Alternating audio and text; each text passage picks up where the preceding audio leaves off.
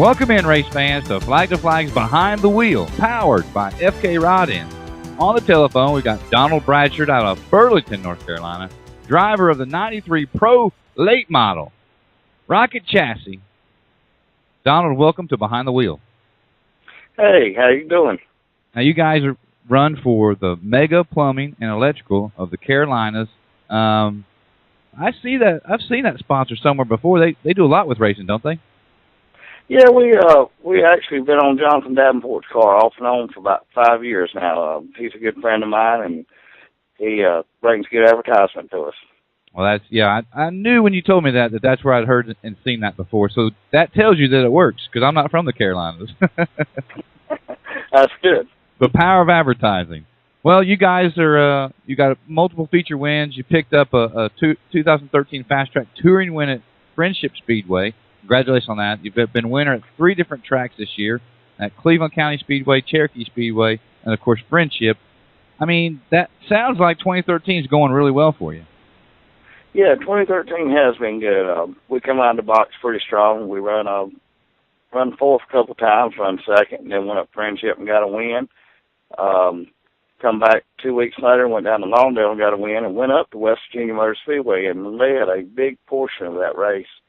And lost it with 2 laps to go, ended up finishing second. And then we picked up another one at Cherokee. So it has been a good year. It's a good confidence builder, too.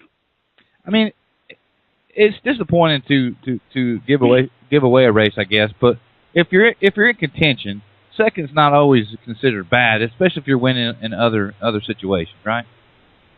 Right, yeah, no, it was very disheartening to give it up, but it wasn't bad. I mean, you go up to West Virginia, hadn't seen the racetrack since they redone it, and running against some stiff competition. You know, Max Blair is really tough up in that area, and he's the one who beat me back to the checkered flag, so I guess, it was a good run, but it was heartbreaking.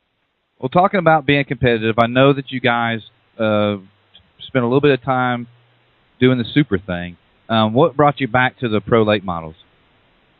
None of it had to do with time and effort that goes in it. If you're going to run super today, you better have 2 full-time employees, and you really don't need to have a job. You need to have enough money or sponsorship behind you where you can concentrate on that car 5 and 6 days a week, be on the phone with people like Jimmy Owens, Bloomquist, Rocket, Barry Wright, to where you can touch base with everybody that's out there running. They might not give you the correct answer, but they get you in the ball game.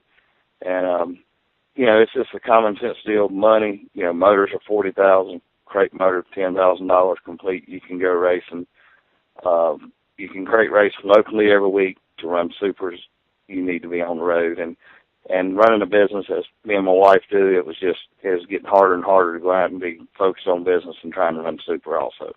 Well, while we're talking about the GM crate motor, why is it you think that, like, in certain parts of the country, it's still sort of a bad word, but is the Southeast just ahead of the ball game, seeing the value in the motor? Because it seems like there's a dividing line in the country where crates are widely accepted and crates aren't widely accepted.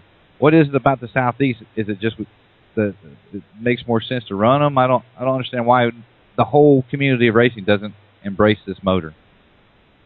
Well, I think some people think if it's not a built motor from an engine builder, you're not racing, but I disagree. Crate is very economical.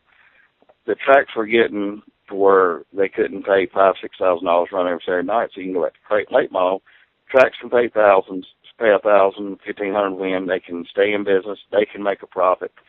The racer can run, and he's not going to make no money, but he can break even. I think out west, the mindset is just, it's not racing if it's not supers. And, I've talked to a lot of guys out there. They're taking a $40,000 motor and running for $1,200 on a weekly show, which makes absolutely no sense. But I guess I can't give the true answer why they don't accept it. We're talking to Donald Bradsher here on Behind the Wheel. He's out of Burlington, North Carolina, driver of the number 93 rocket car, sponsored by Mega Plumbing and Electrical of the Carolinas. Hey, man, before I let you go, I know that you have more sponsors than just Mega Plumbing and Electrical. Why don't you thank them and also thank some of the crew members that helped turn the wrenches on the 93?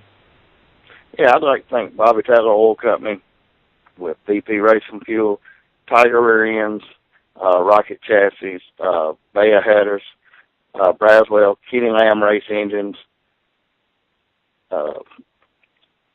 FK Rods, of course. Maria does a great job.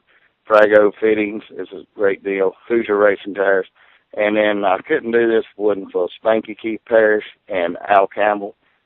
They really get the car ready during the week. I have to travel quite a bit with my job. And then, of course, I got to thank my wife, Gina, and my 2 girls, Taylor and Faith, for letting me go out and do this. And also, I'd like to thank Jason Atkins at Flag to Flag. He is doing a wonderful job of promoting our sport. You've been listening to Donald Bradsher on Behind the Wheel, powered by FK Rod Ends. For more information on FK Rod Ends, you can go to www.fkrodends.com, or you can call Maria at 1-800-662-4003. For more information on Flag to Flag, you can get hold of Jason at 1-336-648-5757. Tune in next time when we take you behind the wheel.